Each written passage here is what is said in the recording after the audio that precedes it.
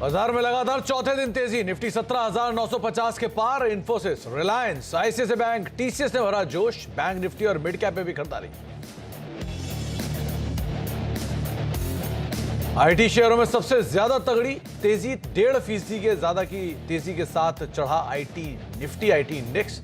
Infosys, Tech Mahindra, L and T, Infotech और Mindtree 2% से ज्यादा ऊपर। तेज हो सकता है डिफेंस पीएसयूज में विनिवेश। एचएएल, मिश्र धातु, जीआरएसई और बीडीएल में आज से शुरू किया रोड शो। 4% से ज्यादा से तेजी के साथ शिखर पर पहुंचा है एचएएल। केमिकल और फर्टिलाइजर शेयरों में जोरदार तेजी, 3% के से ज्यादा के उछाल के साथ दीपक नाइट्राइट, नवीन फ्लोरीन और जीएनएफसी का कामकाज। और ब्रह्मास्त्र के अच्छे बॉक्स ऑफिस कलेक्शन की रिपोर्ट से मल्टीप्लेक्स शेयरों में जोश हाई, 5% से ज्यादा उछाल के साथ एफएनओ का टॉप गेनर बना पीवीआर। आइनॉक्स लेजर भी 4% से ज्यादा ऊपर।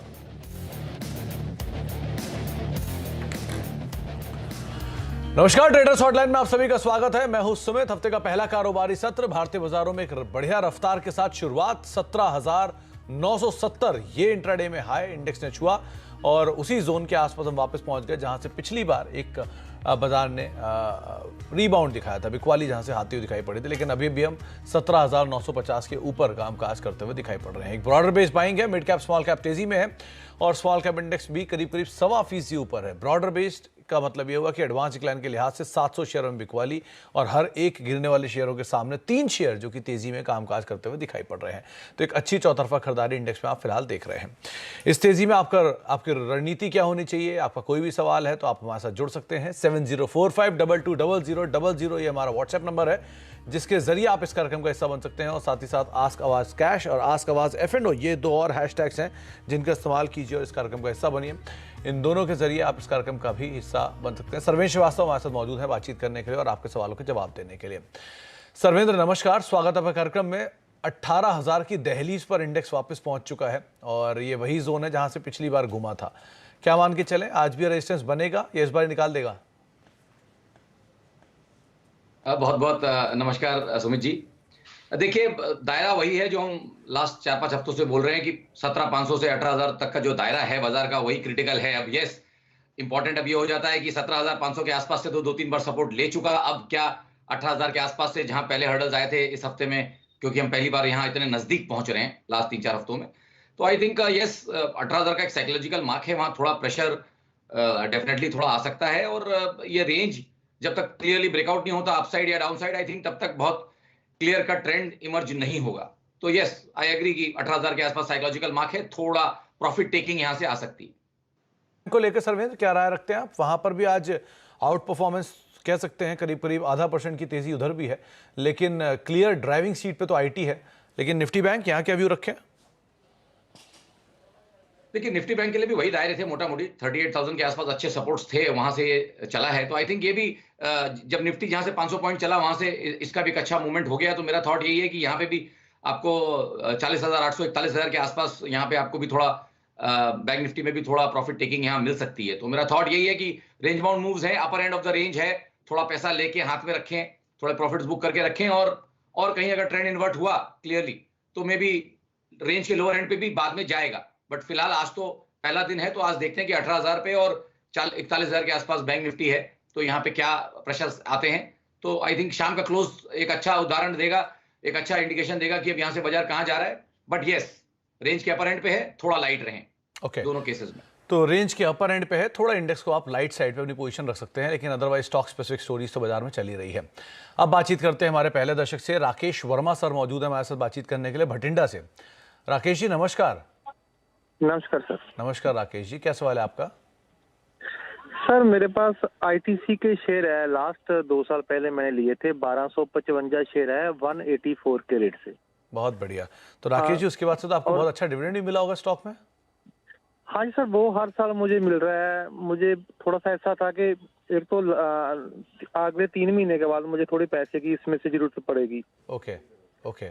और एक इसमें ऐसा सोच रहा था, अगर मैं इसमें से निकल कर किसी आईटी स्टॉक में टीसीएस वगैरह में निवेश कर दूं तो वो लास्ट मतलब आगे के लिए बढ़ गया रहेगा। थोड़ा आधा पैसा मुझे इन्वेस्ट करना है, आधा निकालना है। ओके, और सेकंड सर बीएससी है मेरे पास 40 शेयर 680 के रेट से। ये भी आपके क्या पुराने? उससे मार के हर गिरावट में मैं ऐड करता रहूं? नहीं, ये ये मेरा आपकी खरीदारी क्वेश्चन कब की बीएससी की? सर जी तो हाल फिलहाल किया 5-10 दिन पहले। हाल फिलहाल की, ओके। सर्वेंद्र, एक इनके पास है बीएससी लिमिटेड के शेयर, 40 शेयर हैं 680 रुपए के दाम पर, 686 अभी चल रहा है। दूसरा आईटीसी, बहुत पुरानी खरीदारी, वहां से दोगुना हो चुका है। इन्हें पैसा निकालना है तो ये कह रहे हैं आधा पैसा निकालना है, आधा निवेश करना है। तो आधा पैसा अगर निकालना है तो ठीक है, लेकिन जो निवेश करना है क्या वो आईटीसी में बने रहे या किसी आईटी स्टॉक के अंदर जाए? मैंने बहुत अच्छा सवाल है और कहीं इनके थॉट्स भी बहुत क्लियर हैं। तो मैं इनको क्या, जब इन्होंने बोल दिया कि 3-1 महीने में पैसे की भी जरूरत पड़ेगी और स्टॉक इनका इतना बढ़िया चला हुआ है, जिस समय से होल्ड कर रहे हैं, मोटा मोटी डिविडेंड मिला के मोटा मोटी इनका पैसा डबल हो गया है आईटीसी में। और अभी 330-31 के आसपास का भाव चल रहा है। तो आई थिंक अगर सब पूरा इनका देखें तो आई थिंक इनका पैसा यहाँ डबल है। तो अब यहाँ पे जब इनको क्लियर है कि इनको पैसा निकालना ही है, तो आधा पैसा मेरे हिसाब से आईटीसी में निकाल लें और वो जो आधी रिमेनिंग क्वांटिटी बचेगी उस पर इनको एक ट्रेलिंग स्टॉप लॉस से मेरे हिसाब से बने रहना चाहिए। तो आधा निकाल लें और आधे में 304 रुपए 40 पैसे का एक ट्रेलिंग स्टॉप लॉस लगा लें। अगर किसी कारण से 304.40 टूटता है तो वहां पे निकल जाएं, नहीं तो एल्स आई थिंक आईटीसी की पोजीशन में ही बने रहें और आधा मुनाफा घर में बांध लें।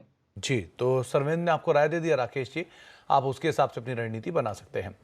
अब बातचीत करते हैं सचिन से, हमारे साथ मौजूद हैं देहरादून से बातचीत करने के लिए। सचिन साहब नमस्कार, सवाल पूछिए।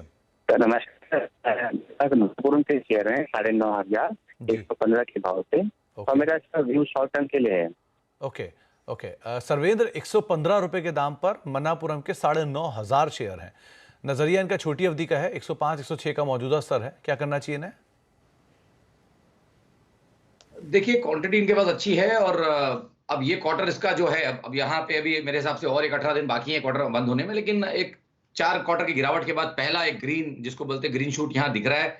तो मेरे हिसाब से अब क्योंकि ट्रेड में तो इनसे हैं तो ट्रेड में बने रहें और मेरा थॉट ये रहेगा कि जब तक अब इसने 98 के नीचे नहीं जाना है, जब तक 9800 के ऊपर टिका हुआ है, आई थिंक यहाँ पे short to medium term momentum upside का रहेगा और ऊपर में मुझे लगता है नेक्स्ट 3 से 6 महीने में यहाँ पे आपको 130 से 140 के स्तर भी आते हुए दिखेंगे। तो मेरे हिसाब से ट्रेड में बने रहें।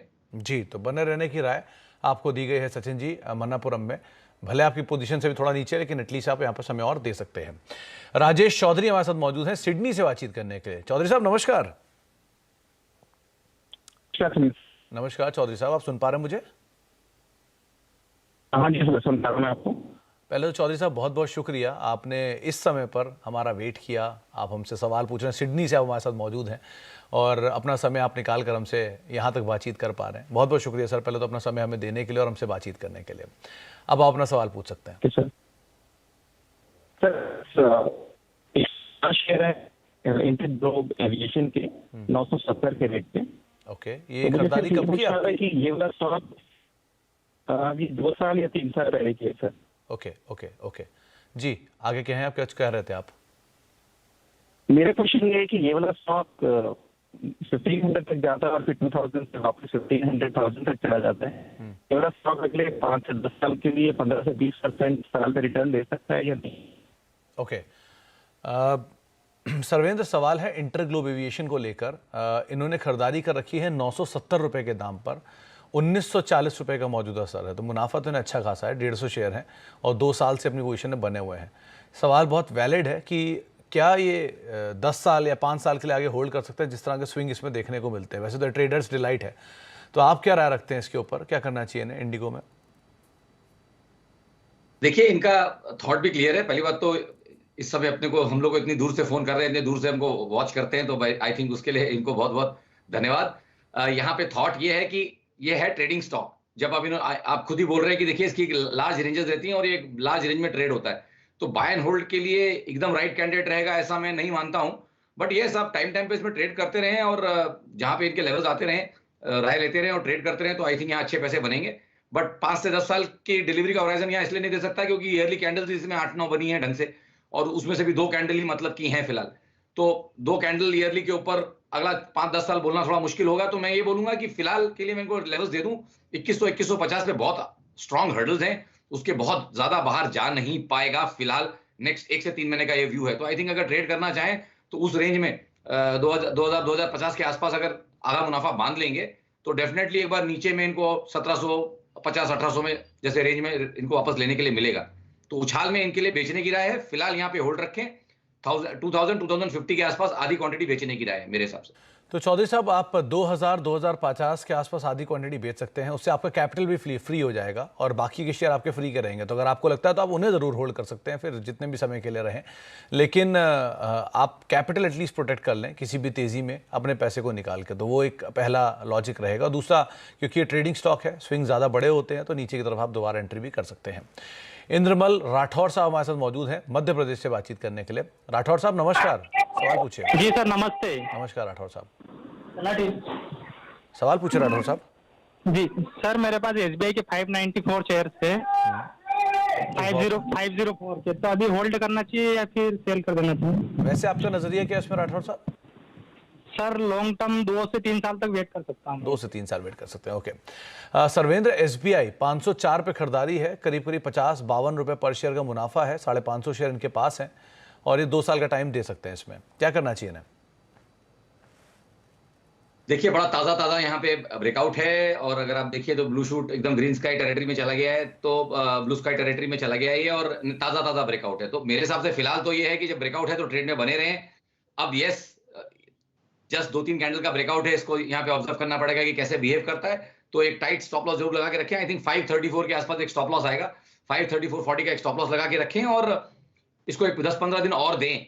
इस ब्रेकआउट की क्वालिटी को देखना बहुत जरूरी है कि किस हिसाब से और कितना सस्टेन्ड ये ब्रेकआउट है। अगर ये अच्छा ब्रेकआउट हो गया तो आई थिंक फिर तो इनको ट्रेड में बने रहना चाहिए और फिर इनके और पैसे भी यहाँ पे बनेंगे। तो वेट एंड वॉच, 534.40 पे stop loss and review in another 10 days 15 days. बने रहें।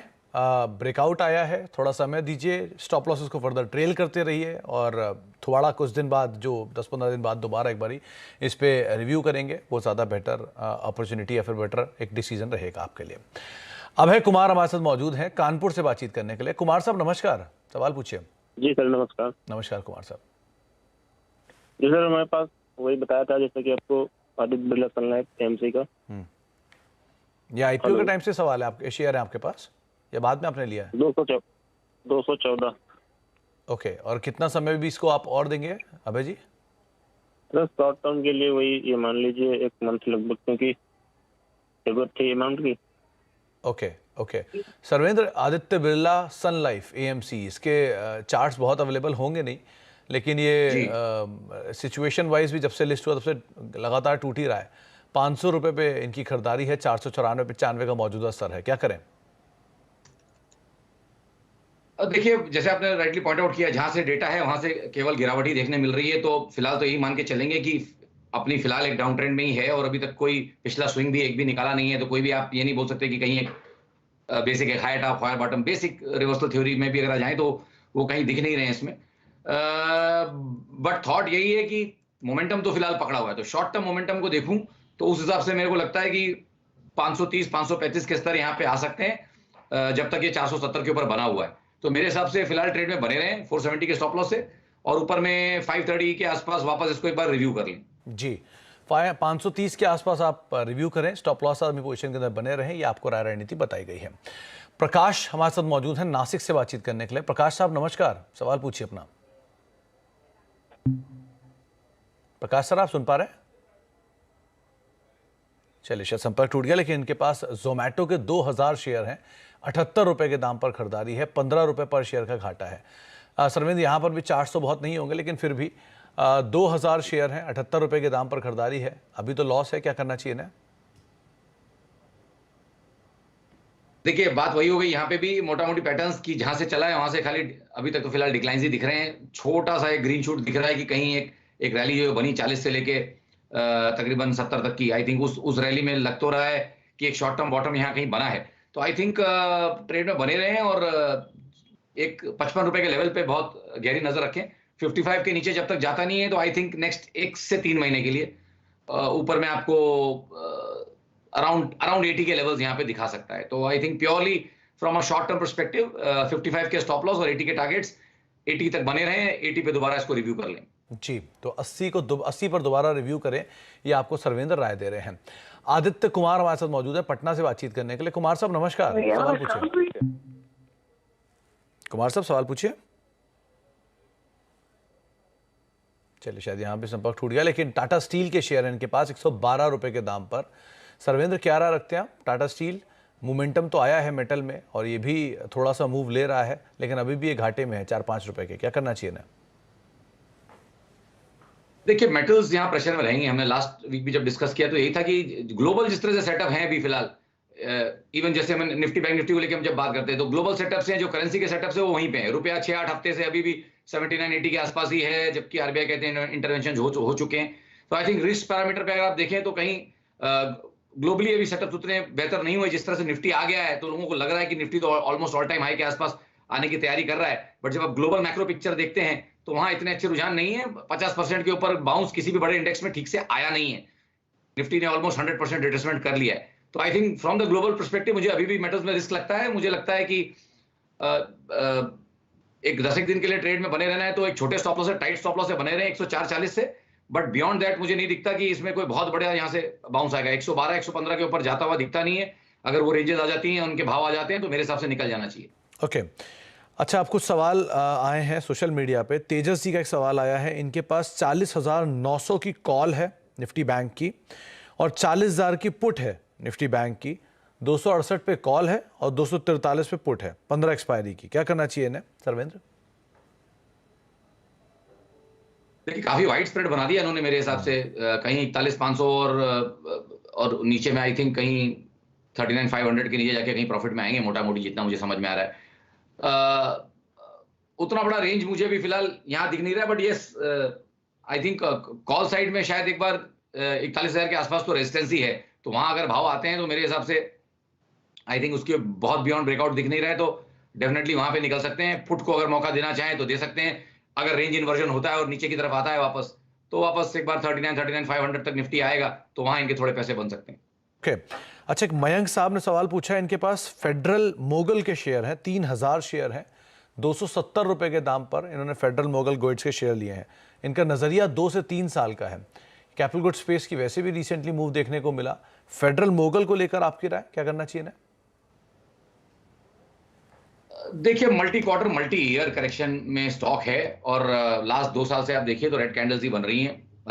2022 उसमें अब एक वापस हल्का सा ग्रीन कैंडल लेके आने की कोशिश कर रहा है। अभी साल में तो अभी 3 महीने और बाकी रह जाएंगे यहाँ से। तो आई थिंक थॉट तो ये है कि एक repair process, bottoming out process की कहीं तैयारी तो चल रही है और कहीं कुछ बन भी रहा है, but not out of the woods. तो अभी भी मुझे नहीं लगता कि पूरा अभी खतरे से निकला नहीं है और बाजार के किसी अगले करेक्शन में मेरे हिसाब से यहाँ पे 240 के स्तर भी नीचे में आएंगे। तो यहाँ से तो मेरे हिसाब से तो अगर किसी को लेना है तो यहाँ से तो लेने की राय नहीं है। ट्रेड्स में बने हैं तो आई थिंक बने रहें। बहुत ज्यादा क्लियर पैटर्न्स अभी यहाँ पे नहीं है। योगेश शर्मा साहब पूछ रहे हैं कि इनके पास ड्रीम फोक्स के 100 शेयर हैं 479 पे, हाल ही में लिस्टिंग है, तो बहुत कुछ तो आपके पास शायद नहीं होगा, लेकिन क्या करना चाहिए इनमें? जी,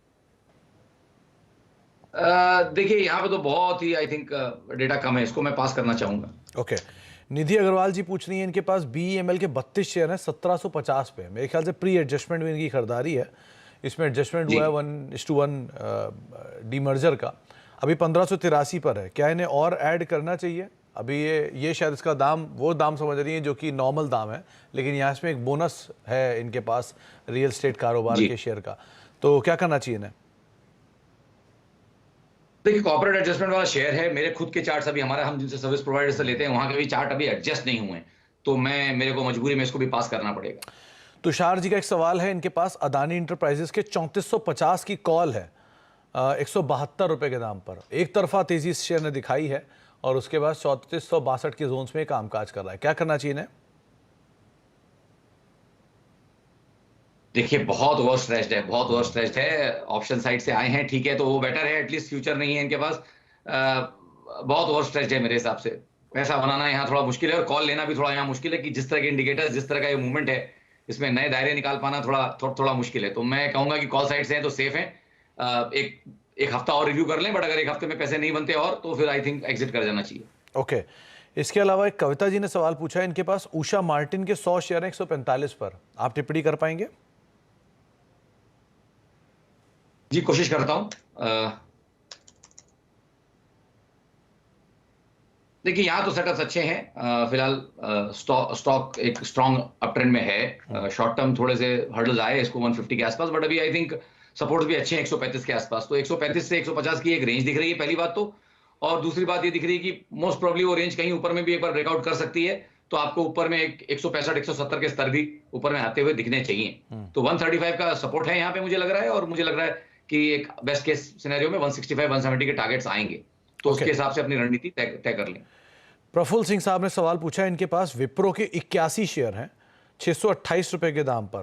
इनका ये मानना है कि क्या यहाँ पर और एवरेज इन्हें करना चाहिए, क्योंकि ये 200 रुपए नहीं खरीदाई से ऑलमोस्ट नीचे है, या अभी वेट करना चाहिए, क्या करना चाहिए ना?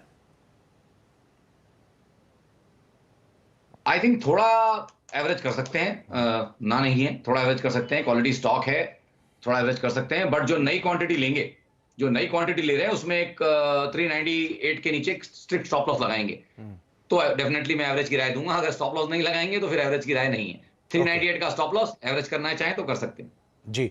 अच्छा, एक सवाल पूछा गया है कृष्णा सिंह साहब की तरफ से। इनके पास बैंक ऑफ बड़ौदा के 100 शेयर हैं 112 रुपए के दाम पर।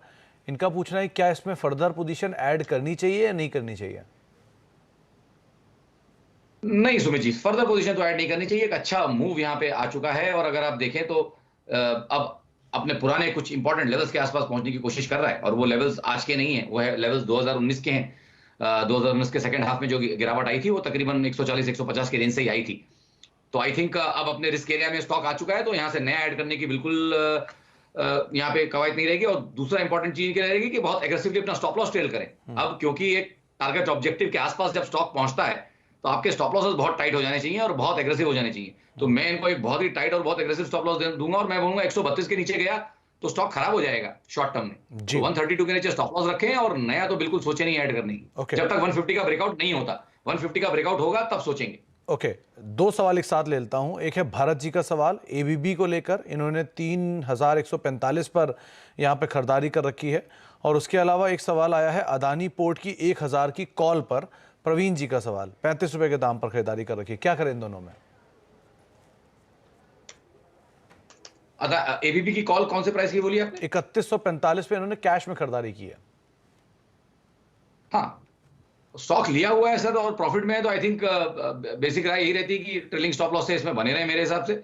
और मैं इनको एक स्टॉप लॉस दे दूं यहाँ पे, मेरे हिसाब से 3267 के स्टॉप लॉस से मेरे हिसाब से एबीबी में बने रहे ट्रेड में, और इसको टाइम दें जी। और अदानी पोर्ट की कॉल इन्होंने ले रखी है, उसमें क्या करना चाहिए जी? 1000 की जी। देखिए, थॉट वही हो गया अदानी स्टॉक्स का, जिस तरह से मोमेंटम पकड़े हैं और जिस स्पीड से चल रहे हैं, आई थिंक बहुत ओवरबॉट है। तो नए यहाँ पे रिस्क रिवॉर्ड तो तेजी के बन नहीं रहे, बट क्योंकि कॉल साइड से हैं तो वहां पे थोड़ा सा इनको सेफ्टी नेट डेफिनेटली है। थॉट मेरा ये है कि अराउंड 965 970 तो मुझे दिख रहा है, तो एक 30-40 रुपए का और मूव देख लें, और उसमें जो कॉल में अप्रिसिएशन हो जाएगा तो वहां पे अपने ट्रेलिंग स्टॉप लॉस लगा लें और ट्रेड में बने रहें। ये मेरी राय रहेगी। चलिए, बहुत बहुत शुक्रिया सर्वेंद्र हमारे साथ मौजूद रहने के लिए, सभी शेयरों पर निगाह रखने के लिए, बाजार पर अपनी रणनीति साफ बताने के लिए। चलिए, ब्रेक पर वक्त हो गया। ब्रेक पे जाने से पहले आपको बता दें मनी कंट्रोल प्रो के बेहद ही आकर्षक ऑफर के बारे में, जहां पे money control pro financial freedom offer